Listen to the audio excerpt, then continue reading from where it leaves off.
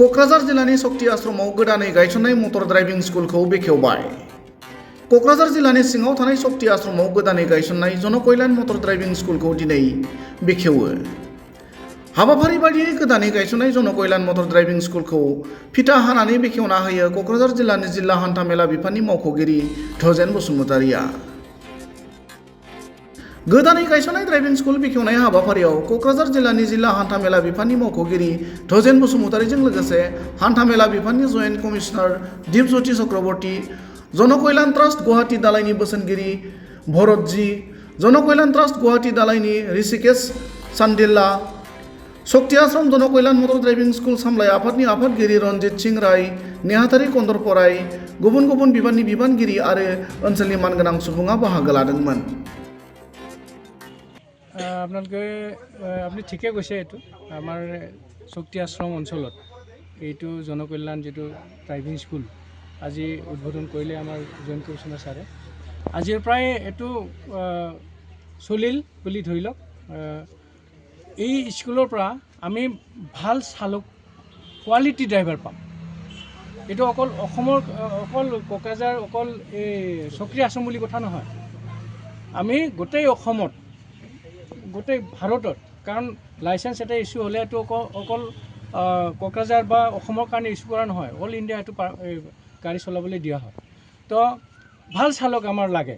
এতিয়া আমি চবেই জানো দুৰ্ঘটনাটো বহুত বাঢ়ি আছে।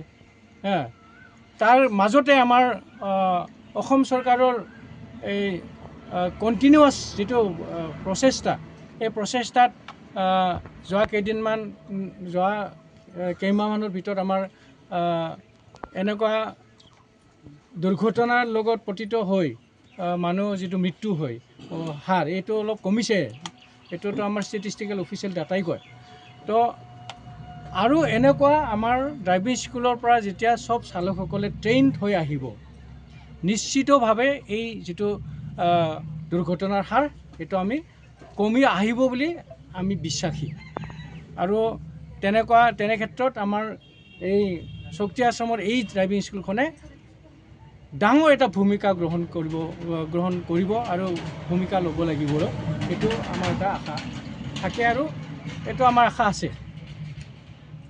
আজি শক্তি আশ্ৰম অঞ্চলত জনকল্যাণ ট্ৰাষ্টৰ ফালৰ পৰা এখন ড্ৰাইভিং স্কুল আৰম্ভ কৰা গৈছে, য'ত আমাৰ ট্ৰাষ্টটোৱে আপোনালোকে যেনেকৈ জানে it's not for profit trust. আমি বিজনেছ অৰ্গেনাইজেশ্যন নহয়, প্ৰফিটৰ কাৰণে নহয়।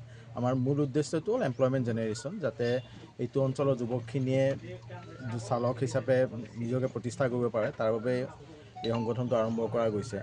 ইয়াত ফিজ অতি কম ৰখা গৈছে, 4,000 টকা মাত্ৰ ফিজ। আৰু সেই 4,000 টকাত যদি কোনোবা দূৰ দূৰণিৰ পৰা আহি ইয়াত ট্ৰেইনিং ল'ব বিচাৰে, তেনেদৰে তাত আৱাসিক ব্যৱস্থা আছে। গোটেই ট্ৰেইনিঙৰ সময়খিনি থকা খোৱা সম্পূৰ্ণ ব্যৱস্থা আছে।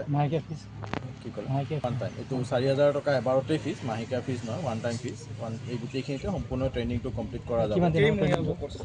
এইটো কিমান ডেজ, গতিকে মাজত ধৰক আৰু বন্ধ ধৰি এমাহ বুলি ধৰি লওক, আৰু গোটেই এমাহত থকা খোৱা গোটেইখিনি মিলি আপোনাৰ 4,000 টকাৰ ব্যৱস্থা কৰা হৈছে। আৰু তাৰপিছত ধৰক যে ড্ৰাইভিং লাইচেঞ্চটো উলিওৱাটো যেনেকৈ দ্বিতীয় ছাৰে ক'লে, আজিকালি ড্ৰাইভিং লাইচেঞ্চটো ড্ৰাইভিং স্কুলৰ পৰাই দিয়াৰ ব্যৱস্থা এটা আহি আছে নতুনকৈ। হয়তো নেক্সট 1.5-2 মাহমানৰ ভিতৰত সেইটো আৰম্ভ হৈ যাব। সেইটো যদি হয় তেনেহ'লে ড্ৰাইভিং লাইচেঞ্চৰ কাৰণে আপুনি বেলেগকৈ এপ্লাই কৰিব নালাগে। আমাৰ ইয়াত ট্ৰেইনিং লোৱাৰ পিছত অট'মেটিক লাইচেঞ্চখনো হৈ যাব। গতিকে কোনোবাই যদি ড্ৰাইভিং শিকিব বিচাৰে, তাত ইয়াতকৈ ভাল সুযোগ হয়তো মই নাভাবোঁ যে ইয়াত পাব, যে একেখিনি জেগাতে এবাৰতে গোটেইখিনি ধুনীয়াকৈ হৈ আছে। ড্ৰাইভিং শিকাৰ পিছত কিবা বেলেগকৈ চাৰ্টিফিকেট নহয়, যিটো 4,000 টকা আছে সেইটোতে আপোনাৰ গোটেইখিনি ফিজ, গোটেইখিনি চাৰ্টিফিকেটখন আমাৰ জনকল্যাণ ট্ৰাষ্টৰ ফালৰ পৰা আহিব যে আপুনি আমাৰ ইয়াত ড্ৰাইভিং শিকিছে বুলি। প্লাছ দ্বিতীয় ছাৰে যেনেকৈ ক'লে আপোনাৰ লাইচেঞ্চ যিখন আছাম গভৰ্ণমেণ্টৰ প্ৰপাৰ লাইচেঞ্চ, সেইখনো লাহে লাহে ইয়াৰ পৰাই ওলোৱা ব্যৱস্থা হ'ব। এতিয়া যিহেতু অসমত গোটেই ব্যৱস্থাটো হোৱা নাই, সেইকাৰণে আমি এতিয়া দিবলৈ অপৰাগ। যেতিয়া এবাৰ অসম চৰকাৰে সেই ব্যৱস্থাটো আৰম্ভ কৰিব, তাৰপিছত আপোনালোকে ইয়াতে লাইচেঞ্চটোও পাব, চাৰ্টিফিকেট, লাইচেঞ্চ গোটেইখিনি। ট্ৰাষ্টৰ ফালৰ পৰা আমি সহায় কৰিব পাৰোঁ। এইটো ধৰক মানে এমপ্লয়মেণ্ট গেৰেণ্টি বুলিতো ক'ব নোৱাৰি, এইটো নিজৰ নিজৰ স্কিলৰ ওপৰত কথা, কোন কেনেকৈ ভাল শিকে। বা যদি কোনোবাই বিচাৰে আমি সহায় কৰিবলৈ নিশ্চয় প্ৰস্তুত। ধৰক গুৱাহাটীতে প্ৰায় বিভিন্ন ক্ষেত্ৰত চালকৰ দৰকাৰ হৈয়ে থাকে, বা তাত আপোনালোকে যেনেকৈ জানে এইবিলাক প্ৰাইভেট কেব কিবাকিবি বিভিন্ন ধৰণৰ ব্যৱস্থা আছে। তেনেকুৱা ধৰণৰ কোনোবাই কিবা কৰিব খুজিলে আমাৰ লগত যোগাযোগ কৰিলে আমি যিখিনি পাৰোঁ নিশ্চয় সহায় সহযোগ কৰি দিম। সেইখিনি যে সবেই এই সুযোগটো ল'ব লাগে।